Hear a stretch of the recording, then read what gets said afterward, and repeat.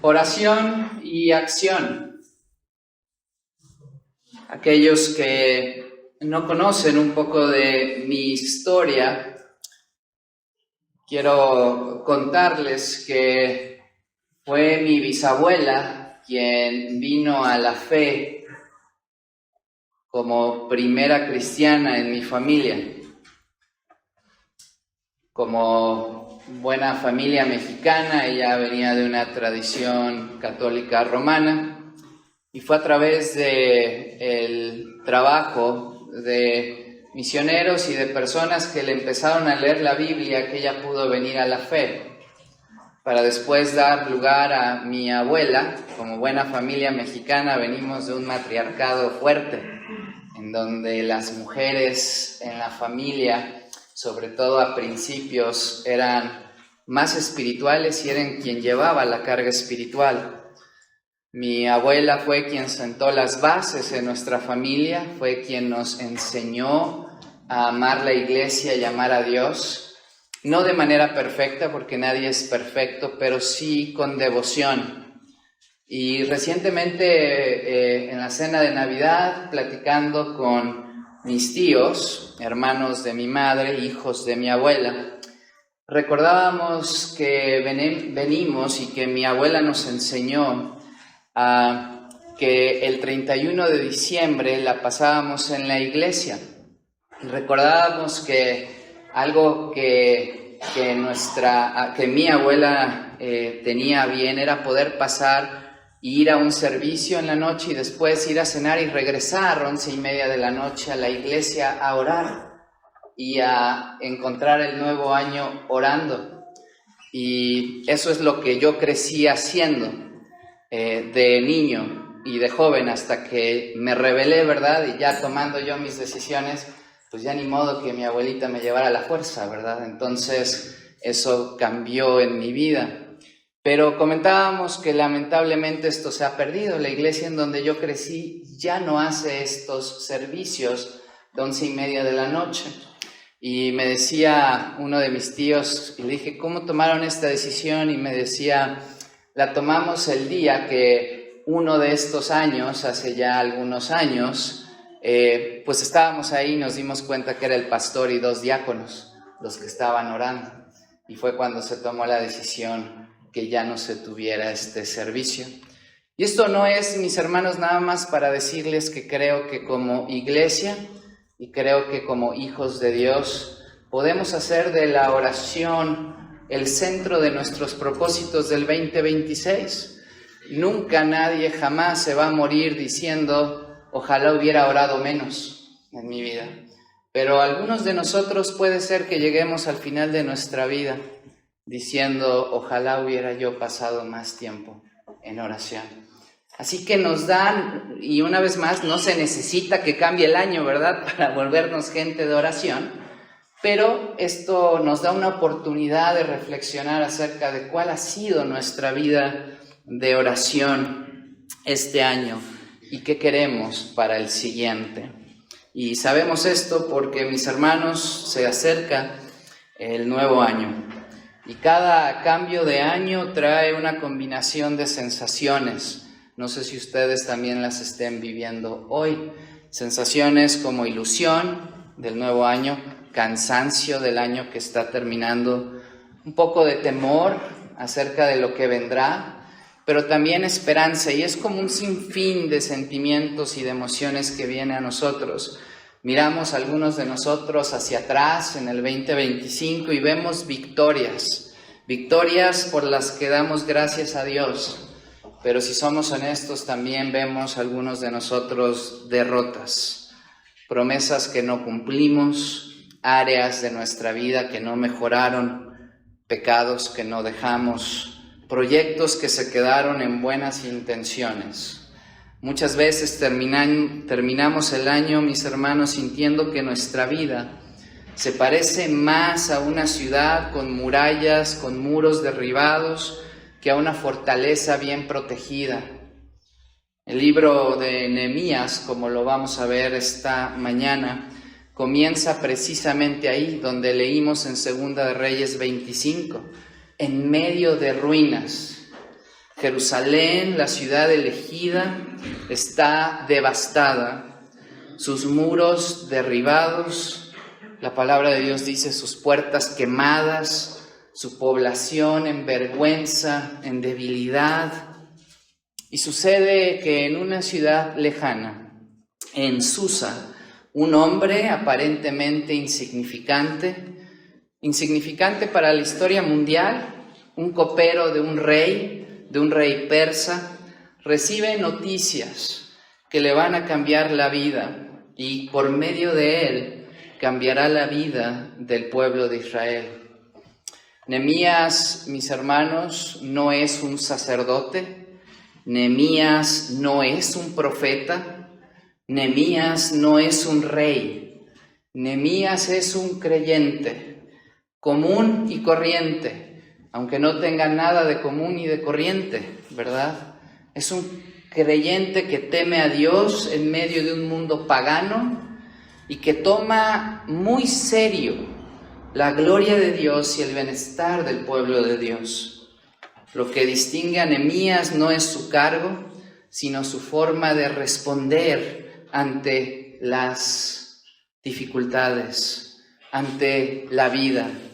Cuando Nehemías escucha la situación de Jerusalén, no se limita, mis hermanos, como tú y yo a veces lo hacemos, a lamentarse, ni se contenta con decir como nosotros a veces lo podemos hacer, pues así son las cosas. O a decir, bueno, cuando te toca aunque te quites y cuando no aunque te pongas. Tampoco se lanza, ¿verdad, mis hermanos, en esta acción impulsiva sin pensar, como a veces nosotros lo hacemos. La marca de Nehemías es esta, mis hermanos. Nehemías ora y actúa. Actúa y sigue orando. Oración y acción. Oración y acción. Este binomio es lo que necesitamos como eje de nuestros propósitos de Año Nuevo. No basta con decir, aunque es noble decirlo, voy a cambiar. No basta solo con decir tampoco, bueno, Dios es soberano y Él hará como Él quiere. Todo eso es verdad, pero no es suficiente. La Escritura nos muestra que Dios obra soberanamente, pero que obra usando a hombres y mujeres que se postran en oración y luego se levantan a obedecer. Hombres y mujeres que se postran en oración y después se levantan a obedecer. Así que para esta mañana y a partir de Nehemías 1:4, vamos capítulo 1 al capítulo 4, no solo el versículo 4 del capítulo 1. Vamos a ver 4 propósitos que pueden marcar este año nuevo. Los voy a poner ahí, no sé si hay esa diapositiva. Siempre ven cómo soy realmente muy generoso en mis diseños de diapositivas. Esto es una característica mía. Así que espero que puedan ver. Yo apenas si puedo ver, sí. Mi cuñada aquí dice, imposible ver. Bueno, a lo mejor un propósito es poder irnos a checar los ojos. Yo primeramente. Sí. Pero es importante que consideremos, mis hermanos, estos 4 propósitos para este año nuevo. Orar con seriedad antes de movernos, actuar con valentía después de orar, perseverar en medio de oposición y construir y pelear juntos como pueblo de Dios.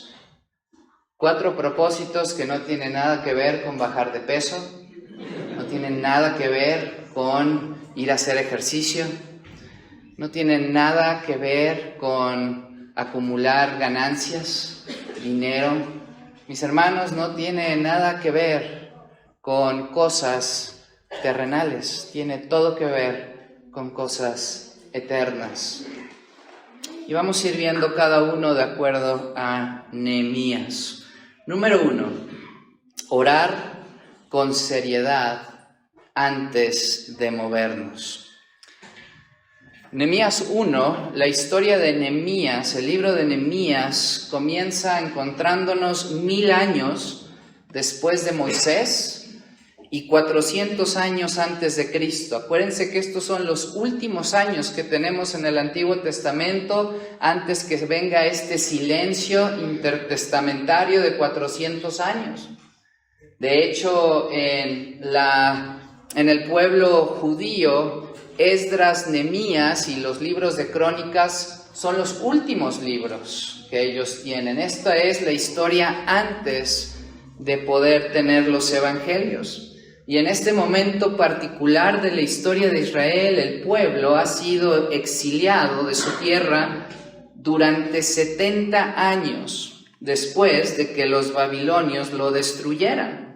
Ahí es donde leímos en Segunda de Reyes 25, en el versículo 9, donde dice, y, Segunda de Reyes 25, versículo 9, y ese está hablando de Nabucodonosor. Y Nabucodonosor quemó la casa de Jehová y la casa del rey y todas las casas de Jerusalén y todas las casas de los príncipes quemó a fuego, versículo 10, y todo el ejército de los caldeos que estaban con el capitán de la guardia derribó los muros alrededor de Jerusalén. Y este último detalle es el enfoque de Nehemías. Nehemías retoma el final de este exilio, cuando los israelitas han comenzado a regresar lentamente a las ruinas de su tierra.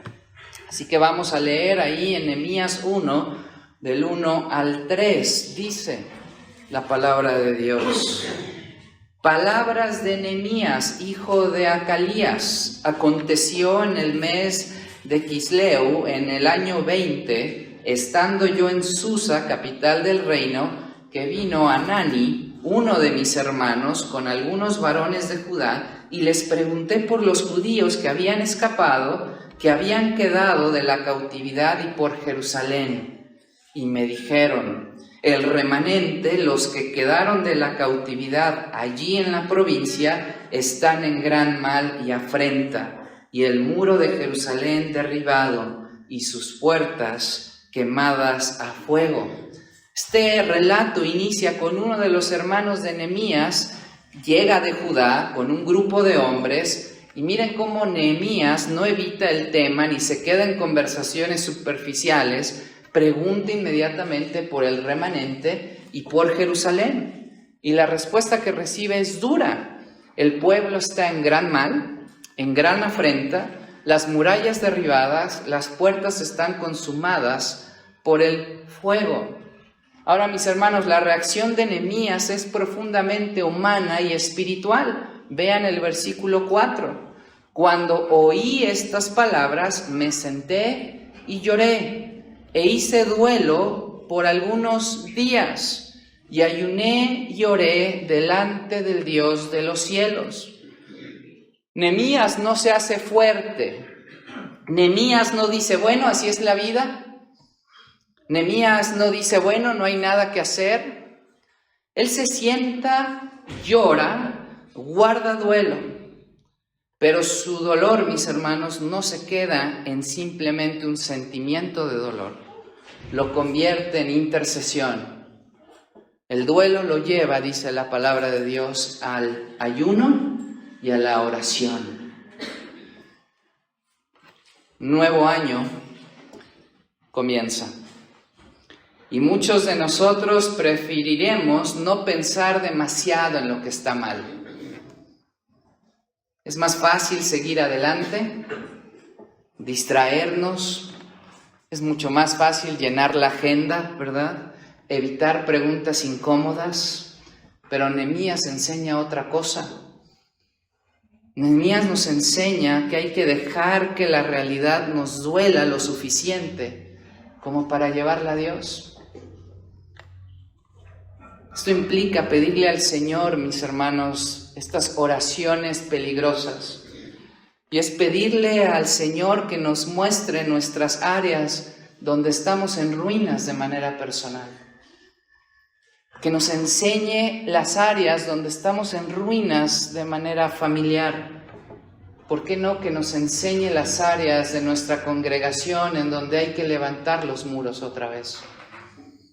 Y que nos quebrante, mis hermanos, que nos quebrante en estas áreas, porque la otra opción es que nos justifiquemos, que justifiquemos las situaciones en las que vivimos.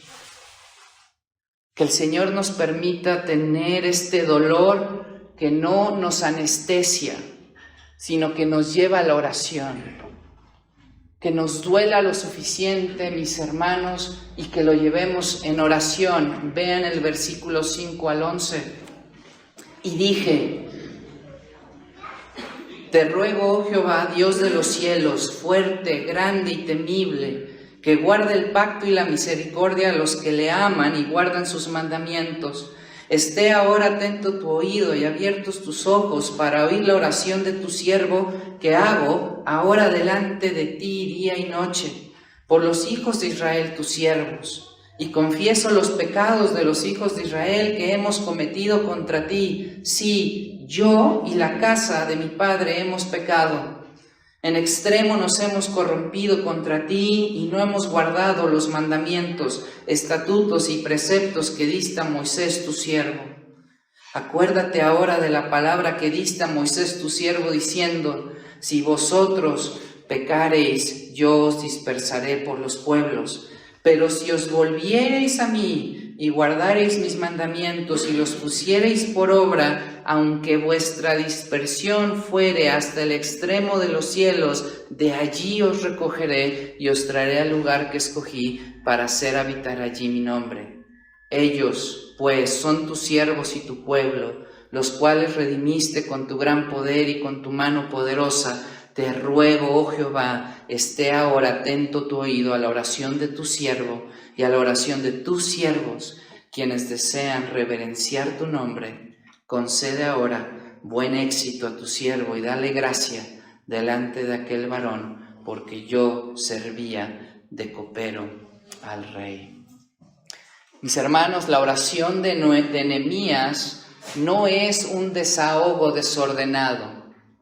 Sus emociones son reales, ¿se acuerdan? Él está triste, él llora, él está en duelo. Pero vemos claramente aquí que la mente de Nehemías está saturada de la verdad de Dios. No hay nada desordenado aquí en esta oración. La estructura de su oración nos enseña cómo podemos orar cuando queremos ver restauración.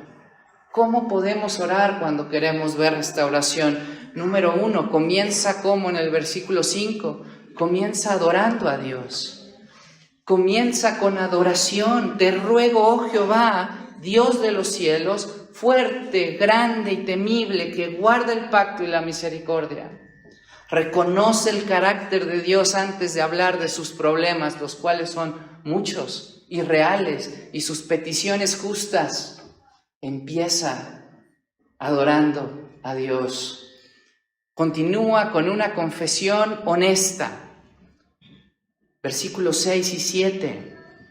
No lo vamos a leer otra vez, pero si lo quieren anotar, lo pueden anotar. Esta es una confesión honesta. Incluye su pecado y el pecado del pueblo. Mis hermanos, no está culpando solo a los enemigos, no está culpando a las circunstancias, Nehemías. Reconoce que la ruina que están viviendo está relacionada con la desobediencia del pueblo al pacto que Dios le había dado. Reconoce que Dios es fiel, pero que están en esa circunstancia porque ellos no lo han sido. Versículos 8 y 9, después de adorar y confesar, recuerda las promesas de Dios.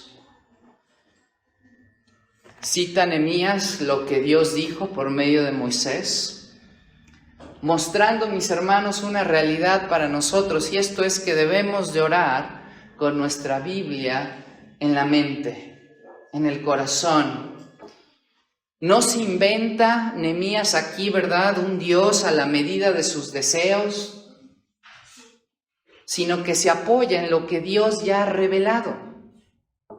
Cuando oramos no podemos ir orando con un Dios ficticio en nuestra mente como si fuera, ¿verdad?,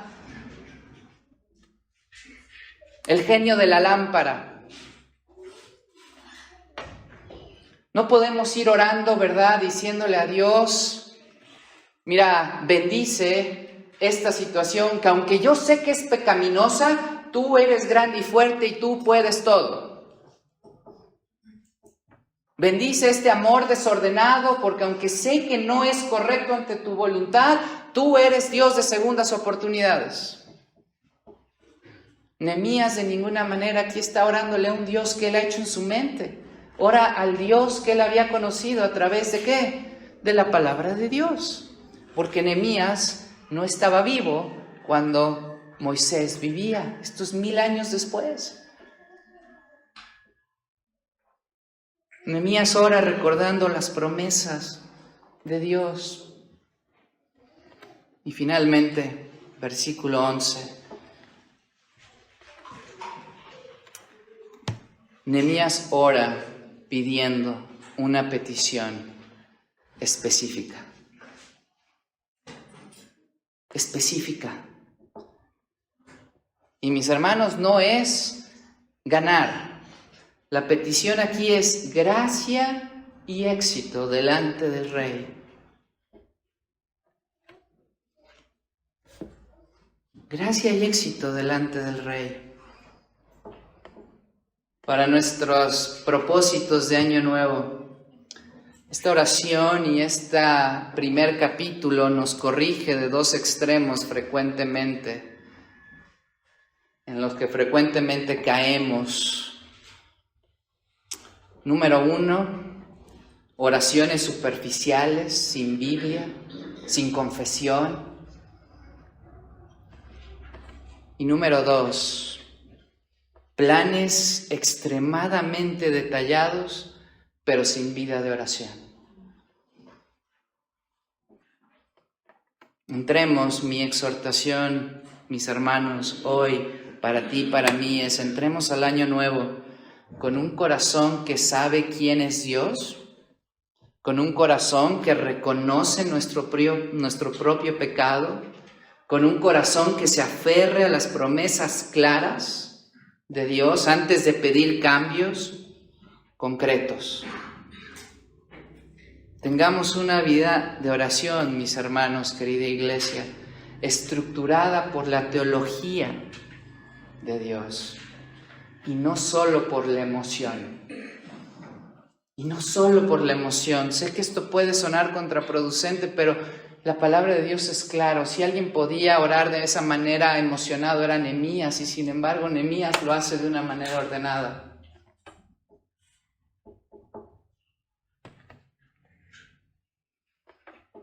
Aquí va tu propósito, mi propósito. Este año, así como Nehemías lo hizo, toda decisión importante pasará primero por un tiempo de oración profunda. Toda decisión importante que pase por un periodo de oración profunda. Esto implica días de evaluación delante de Dios sin prisa, tiempos específicos de ayuno cuando haya decisiones serias que tomar, orar siguiendo un esquema parecido al de Nehemías, adorar, confesar sus promesas de Dios y entonces ya tus peticiones. No se trata de convertir la oración en una fórmula, sino de dejar que la palabra de Dios moldee la forma en que buscamos a Dios. Este año, mis hermanos, que toda decisión importante pase primero por un tiempo de oración profunda. Segundo propósito, actuar con valentía después de orar. Leamos Nehemías 2, versículos 1 al 3, sígame con su vista. Sucedió en el mes de Nisán, en el año 20 del rey Artajerjes, que estando ya el vino delante de él, tomé el vino y lo serví al rey, y como yo no había estado antes triste en su presencia, me dijo el rey: ¿por qué está triste tu rostro? Pues no estás enfermo. No es esto sino quebranto de corazón. Entonces temí en gran manera y dije al rey: para siempre viva el rey. ¿Cómo no estará triste mi rostro cuando la ciudad, casa de los sepulcros de mis padres, está desierta y sus puertas consumidas por el fuego? Mis hermanos, después de meses de oración, la diferencia entre Kisleu y Nisan son 4 meses. 4 meses pasó Nehemías orando, ayunando. No como tú y como yo, ¿verdad? Que en 2 días queremos que Dios ya nos responda. Y cuando ha pasado una semana, Dios ya se olvidó de nosotros. Y si pasan 3 semanas, bueno, ya hay que confesar el pecado, ¿verdad? Y si pasa más tiempo, pues entonces mejor cambiamos de iglesia porque no se ha cumplido mi oración. 4 meses pasó Nehemías. Y llega el día en que tiene que servir vino al rey. Algo en su rostro delata la carga que lleva dentro. El rey lo nota y le pregunta, ¿por qué está triste si Nehemías no está enfermo? Esta pregunta contiene riesgo y oportunidad. Nehemías confiesa que tiene miedo, pero no se esconde y le explica la situación. Lo que le sigue en el versículo 4 es clave. Me dijo el rey, ¿qué cosa pides? Entonces oré al Dios de los cielos. Nehemías oró antes de responder. Mis hermanos, es una oración instantánea, probablemente silenciosa en medio de la conversación. No crean que Nehemías le dijo al rey, rey, espérame, voy a orar que contestarte y regreso. No fue así. Él no tiene tiempo para apartarse, ni hacer una larga oración, ni hacer cadena de oración, pero sí de elevar un clamor rápido y automático. Y mis hermanos, esto es un reflejo que la vida de Nehemías es una vida saturada de oración. Esto le vino de manera inmediata. En el momento en que él es presentado con esta oportunidad, dice la palabra de Dios que oró a Dios de manera instantánea. Tu vida y mi vida de oración, si la tenemos saturada de oración, nos va a llevar a que cuando nos enfrentemos a estas situaciones, la oración no sea nuestro último recurso, sino nuestro primer recurso. Tú y yo muchas veces decimos cosas como, pues ya nada funcionó, ayúdenme a orar. Nehemías no tenía esta vida de oración. No era lo último que iba a hacer, sino lo primero. Ahora, este momento, mis hermanos, frente al rey, revela algo importante. Algo muy importante que quiero que tengamos en cuenta, y es que la oración no es sustituto de la preparación. No es sustituto de la preparación, sino que la oración impulsa la preparación. Nehemías no improvisa su respuesta. Nehemías sabe exactamente qué es lo que necesita. Se le presentó la oportunidad después de 4 meses de estar orando por la oportunidad, y Nehemías está preparado para decirle al rey qué necesita. La fe de Nehemías es una fe que planea, no una fe que improvisa. Nuestra fe debe de ser una fe que está constantemente planeando, no improvisando. Nehemías pide, y lo vemos en el versículo 5 al 8, no lo vamos a leer todo, pero pide algunas cosas muy claras. Ser enviado a Judá para reedificar la ciudad de sus padres.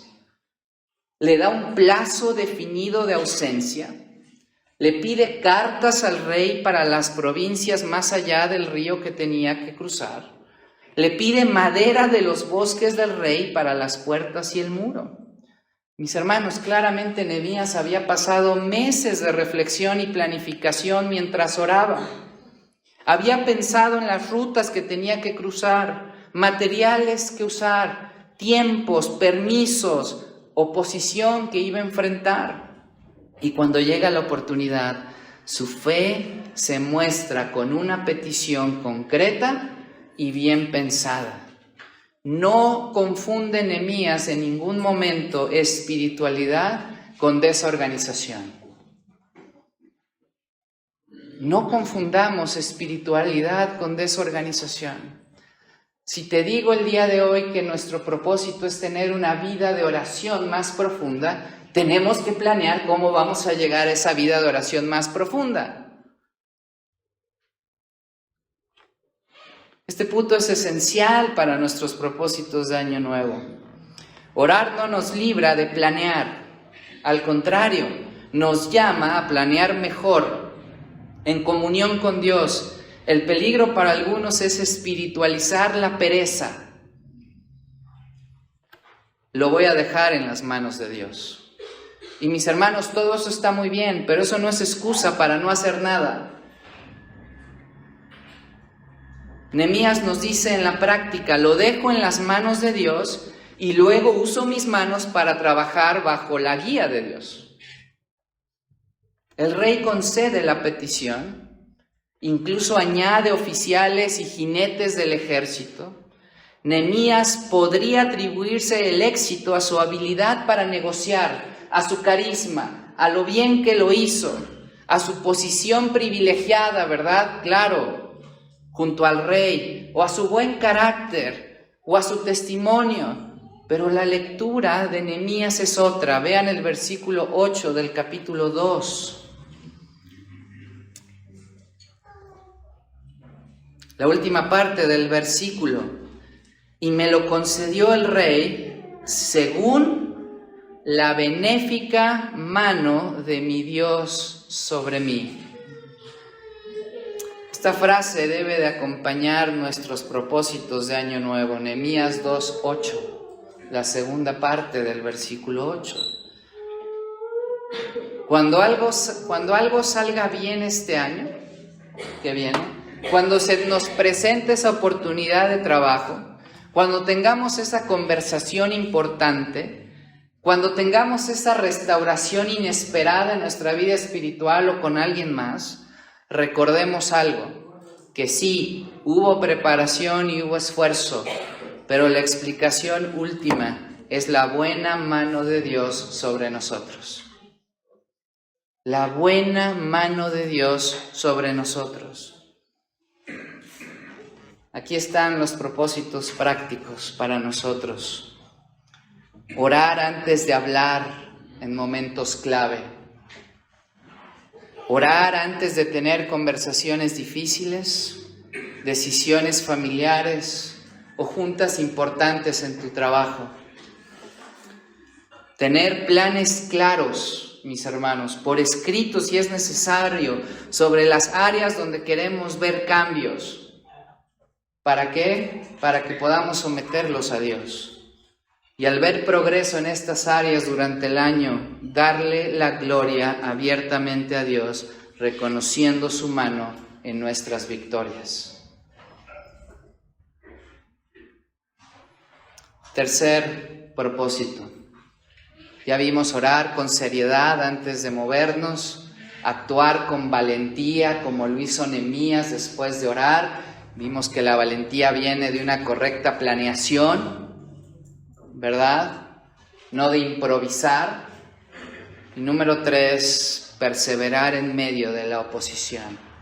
Perseverar en medio de la oposición. Cuando Nehemías llega a Jerusalén, vamos ahí al versículo 11 y vamos a leer hasta el 14. Nehemías llega a Jerusalén, la palabra de Dios dice: llegué pues a Jerusalén y después de estar allí 3 días, me levanté de noche, yo y unos pocos varones conmigo, y no declaré a hombre alguno lo que Dios había expuesto en mi corazón que hiciese en Jerusalén, ni había cabalgadura conmigo, excepto la única en que yo cabalgaba. Y salí de noche por la puerta del valle hacia la fuente del dragón y a la puerta del muladar, y observé los muros de Jerusalén que estaban derribados y sus puertas que estaban consumidas por el fuego.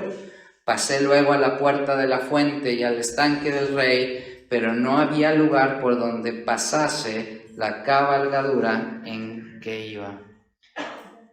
Nehemías no convoca inmediatamente a una asamblea al pueblo. Primero recorre la ciudad de noche, en secreto, inspeccionando los muros derribados y las puertas quemadas.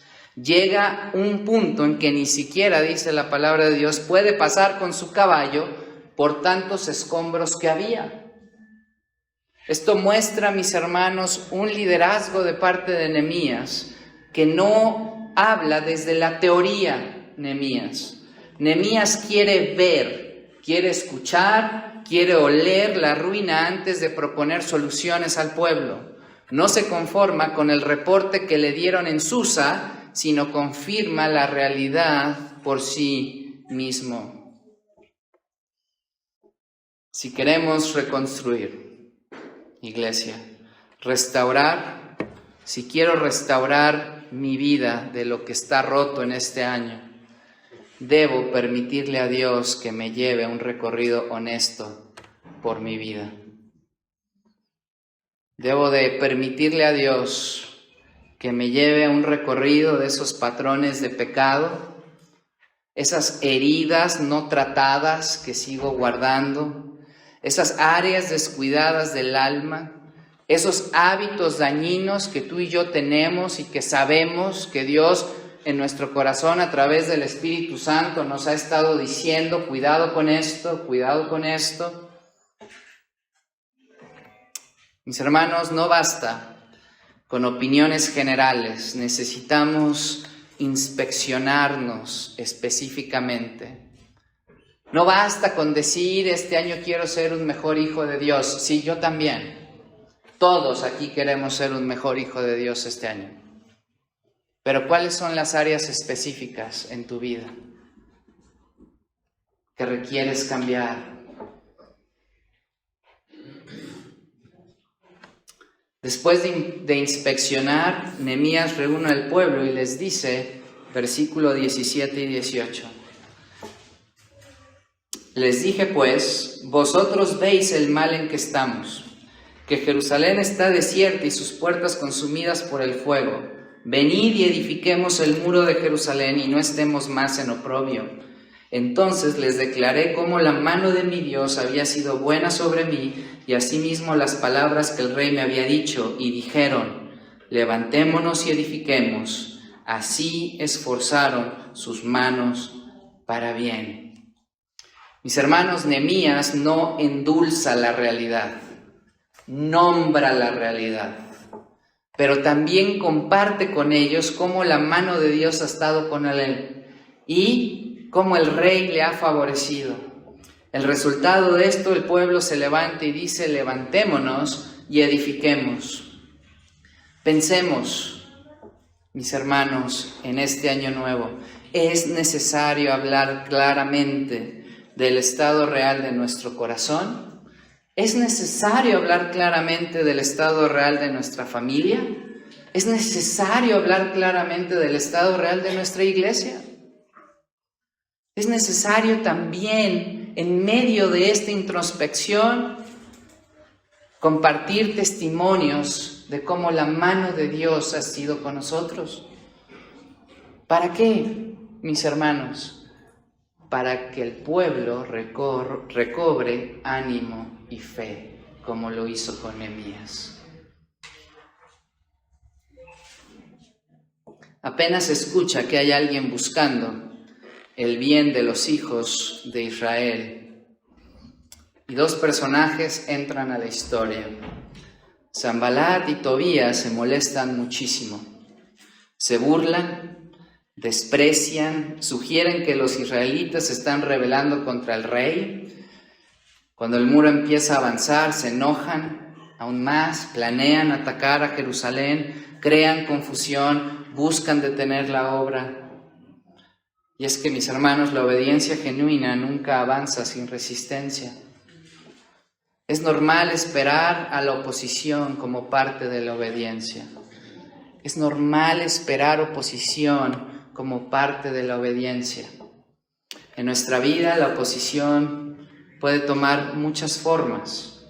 Burlas, críticas, sí, pero también tentaciones, desánimo, cansancio, distracciones, conflictos familiares, internos. Reconozcamos que constantemente la mayor oposición viene de nuestro propio corazón incrédulo. La mayor oposición viene de nuestro propio corazón incrédulo. Sí, hay oposición, sí, tenemos enemigos, pero muchas veces la mayor oposición viene de nuestro propio corazón incrédulo. Y aquí es cuando Nehemías responde con una combinación adecuada: oración y organización, oración y acción. Oración: presenta a Dios la burla como la amenaza. En algún momento, si ustedes siguen leyendo esta historia de Nehemías, inclusive Nehemías va a orar de manera imprecatoria. ¿Qué es imprecatoria? Nehemías va a orar para expresar y desear que alguien sufra un mal. Específicamente estos dos hombres. Y lo hace pidiendo justicia. Pero Nehemías ora ante la oposición. Pero también hace algo bien importante, y es organización. Nehemías organiza al pueblo. ¿Qué hace Nehemías? Pone guardias, reparte a la gente en lugares estratégicos, les da armas a los trabajadores, divide tareas, diseña un sistema de alarma con trompetas. Oración y acción ante la oposición. Oración y organización ante la oposición. El pueblo se cansa, el trabajo físico es pesado, el miedo a un ataque sorpresa los desgasta emocionalmente, hay voces que dicen que no podrán terminar por la cantidad de escombros. Los judíos de los alrededores vienen una y otra vez, ¿verdad?, a advertir que el enemigo va a atacar en cualquier momento. Nehemías, como líder y como un buen líder, no minimiza el miedo, pero tampoco deja que el miedo gobierne. Organiza al pueblo, que estén juntos a sus familias, armados en los lugares más vulnerables. ¿Sabe algo muy importante, mi hermano? Si tú lees el libro de Nehemías, Nehemías tuvo una decisión que a veces leemos y no nos ponemos atención en lo que está pasando. Nehemías toma la decisión que todo varón va a pelear al lado de su esposa y de sus hijos, porque entiende que eso da una extra motivación para que no huyan. Versículo 14, capítulo 4, Nehemías 4:14, ya estoy en el 4. Nehemías dice: no temáis delante de ellos, acordaos del Señor grande y temible, y pelead por vuestros hermanos, vuestros hijos, vuestras hijas, vuestras mujeres y vuestras casas. Desde el día que Nehemías declara esto, la palabra de Dios dice que la mitad de los hombres trabajaba y la otra mitad estaba armada, cuidando cualquier ataque. Los que construían lo hacían con una mano en la obra y la otra en el arma. Dice la palabra de Dios: nadie se quitaba la ropa para dormir. Están listos para responder al sonido de la trompeta en cualquier momento. Alguien podría preguntar, tú y yo podríamos preguntar: ¿no es esto falta de fe? ¿No es esto falta de fe? ¿No bastaba con orar y confiar? El libro deja claro que la preparación de Nehemías no contradice en ningún momento la confianza que él tiene en Dios. Él expresa: es nuestro Dios quien peleará con nosotros, mientras debemos de mantenernos listos. En nuestra vida, mis hermanos, esto significa que no basta únicamente con orar para que Dios me libre de la tentación. No basta, es bueno eso, claro, lo debemos hacer, claro, pero también tenemos que cortar accesos a esas páginas que no nos dejan nada bueno. También tenemos que tomar medidas prácticas en nuestra vida. También tenemos que buscar a alguien a quien rendir cuentas. También tenemos, mis hermanos, que cambiar las rutinas que nos alejan de Dios. No basta con orar por la familia. Tenemos que tomar decisiones concretas sobre el tiempo que pasamos con nuestra familia, las prioridades que tenemos en nuestra familia, las conversaciones que tenemos con nuestra familia, los hábitos que tenemos con nuestra familia. Hay que orar, claro que hay que orar, pero Nehemías nos enseña aquí que no es que oraron y después dijeron, ya nadie haga nada, porque ya oramos.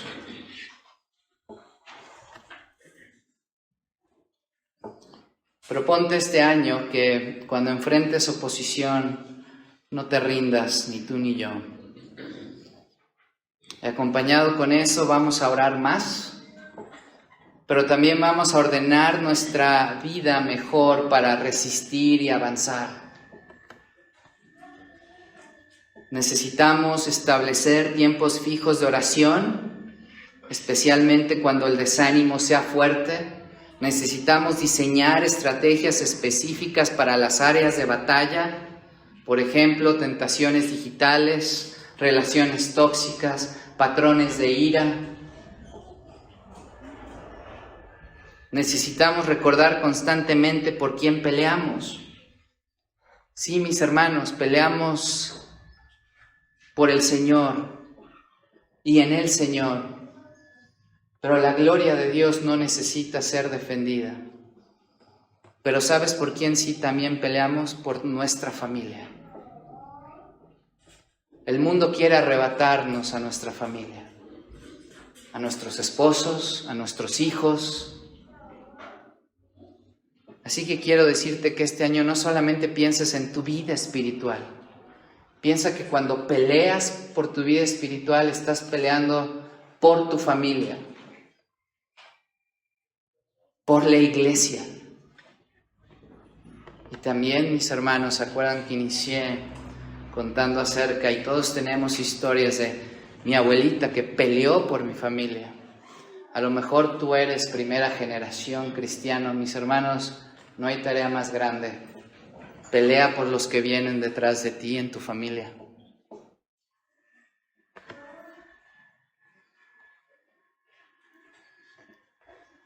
Último propósito: construir y pelear juntos como pueblo de Dios. No lo vamos a leer, pero en Nehemías 3, versículos 1 al 10, Nehemías va a dar una lista larga de obreros con nombre y apellido. Bueno, solo nombre. Y nos va a revelar la naturaleza comunitaria de la obra que estaba llevando a cabo Nehemías.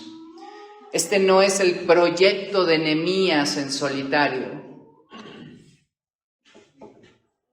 Hay sacerdotes en la obra de Nehemías que construyen, hay orfebres que construyen, perfumistas que construyen, dice la palabra de Dios, comerciantes que construyen, familias, dice que algunos tenían la tarea como familias de reparar el frente de su propio hogar.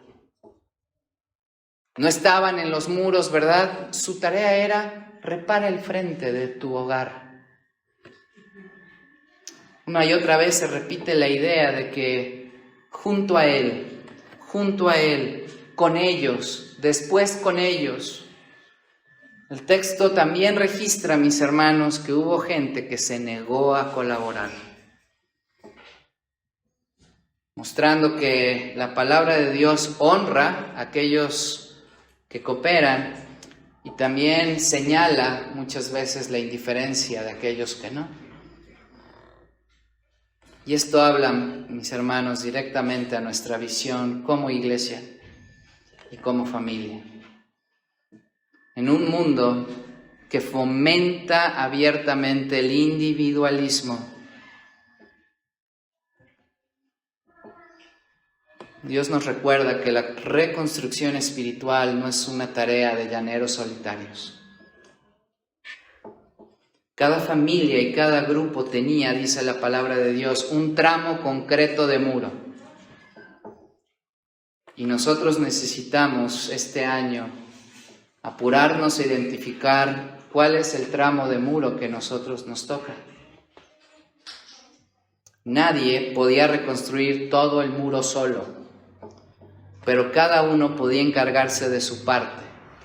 Del mismo modo, Dios no nos pide que solucionemos todo en la Iglesia Universal. No nos pide que solucionemos el mundo entero, pero sí nos ha asignado responsabilidades reales. Descubramos cuál es. Esto puede ser tu propio hogar, primero que nada. Tu propio hogar, oración, enseñanza, disciplina espiritual en casa. ¿Quieres reconstruir los muros? Reconstruye tu vida familiar.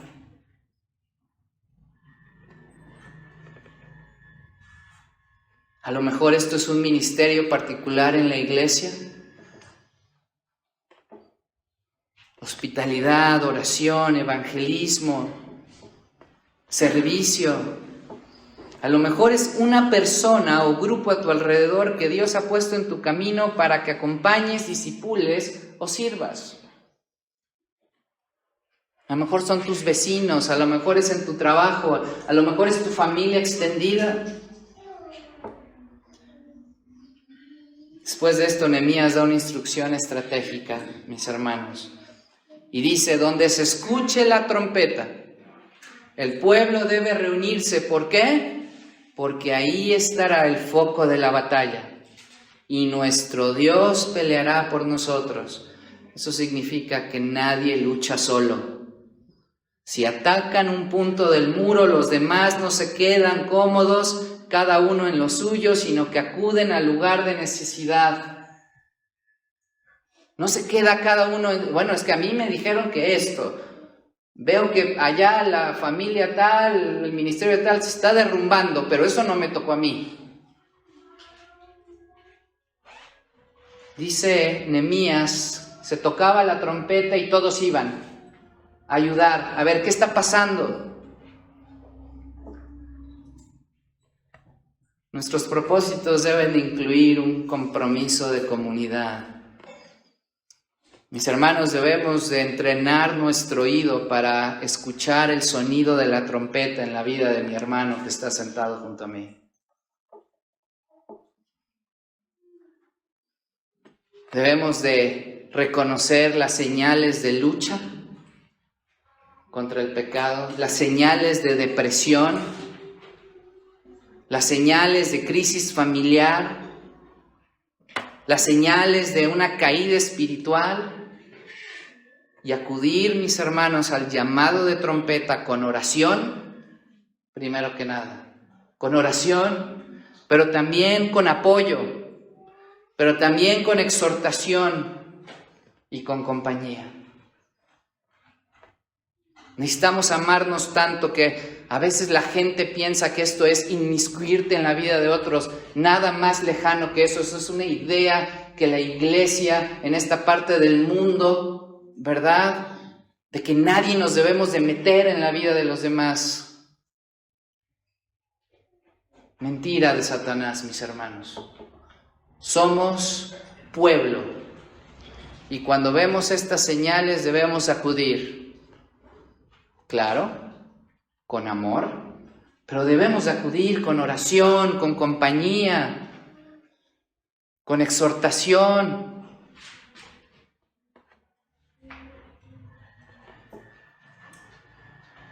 Y también debemos aprender a tocar la trompeta cuando somos nosotros los que estamos en peligro, en lugar de tener el concepto de aislarnos orgullosamente. Se está derrumbando mi matrimonio, pero nadie se entera en la iglesia, porque esto es mío. Mis hermanos, me duele mucho decirlo, pero todos somos víctimas de esto. Y no es otra cosa, mis hermanos, no es que eres penoso, ¿verdad? No es que nadie te va a entender, se llama orgullo. Tú y yo somos orgullosos. Porque si tú y yo creyéramos que aquí está la respuesta a nuestro problema, tú y yo vendríamos.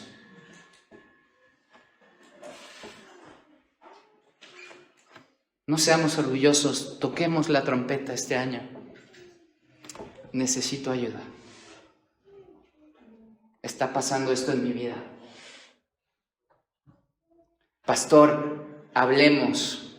¿Es correcto esto que estoy haciendo? Necesito poder tener claridad en mi situación. Estoy nublado ante esta situación. ¿Podemos hablar?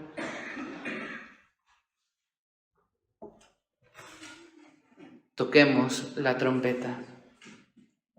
Este año no caminaré solo, es nuestro propósito, y no dejaré solos a otros. Participaré activamente en la vida del pueblo de Dios, no solo dando ayuda, sino recibiendo ayuda. Fiel en mi congregación local, buscando maneras concretas de servir y no solo de venir y consumir. Y debo de estar dispuesto a ser corregido. Y también algo muy importante, dispuesto a corregir en amor cuando sea necesario.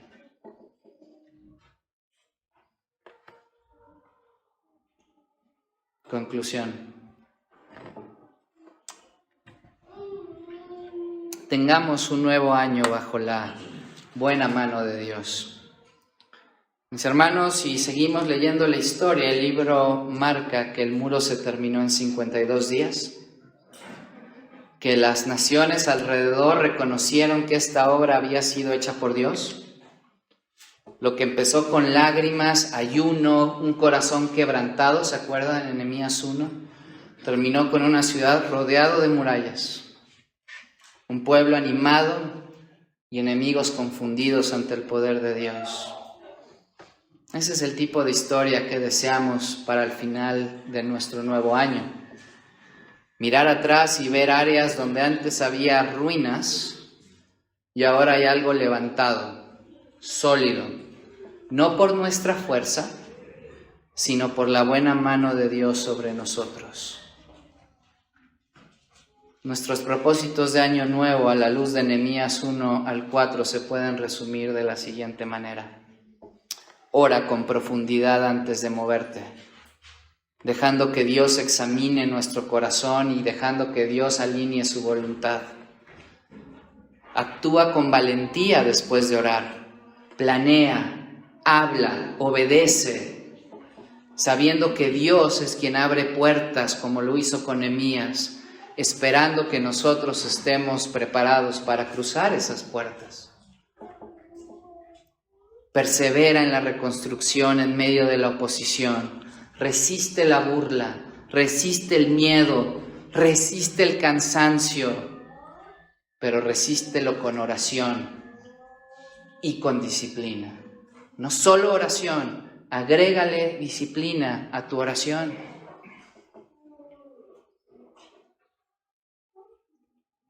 Y por último, construye y pelea junto al pueblo de Dios. Porque ese es tu pueblo, es tu familia. Cada uno de nosotros en el tramo que tenemos, pero siempre atentos al sonido de la trompeta y siempre dispuestos a sonar la trompeta. Me gustaría prometerles un año fácil, pero no soy político, soy pastor. Pero sí podemos entrar a este año con la misma convicción que tenía Nehemías. Eso sí lo podemos hacer. La convicción es: la mano de mi Dios ha sido buena sobre mí.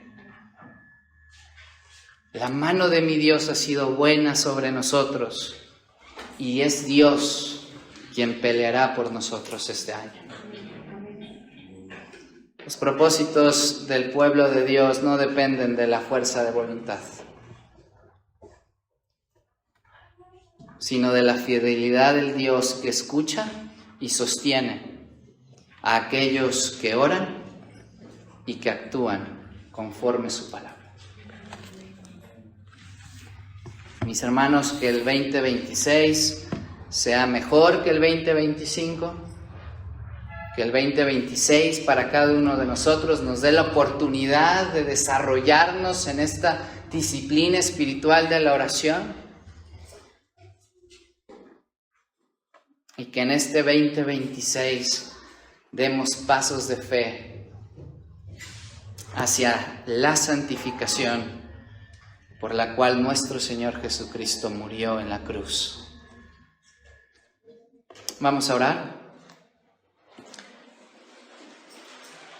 Bendito Padre, gracias por darnos tu palabra, la cual debe de ser expuesta de manera fiel, la cual